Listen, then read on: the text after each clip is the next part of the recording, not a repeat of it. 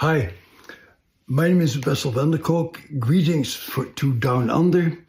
This coming month of March, I'll be coming back to Australia to give you a latest update together with my partner, Licia Sky, who is really a tremendous, talented and a good person about embodiment, which is such an important part of dealing with trauma.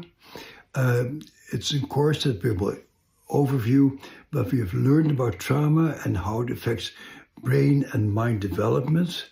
And we'll go over a whole range of approaches to try to work with, understand, interact with traumatized children and adults, with a very heavy emphasis on the power of the attachment system and the restoration of the attachment system, and various ways of undoing the damage of trauma, including with neurofeedback, with theater techniques, with psychodrama, and with the use of psychedelics.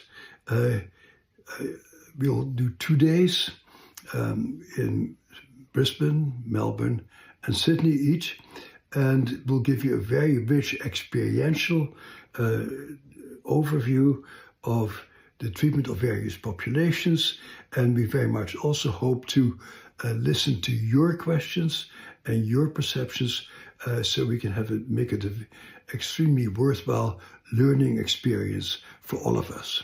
So very much looking forward to that. Thank you.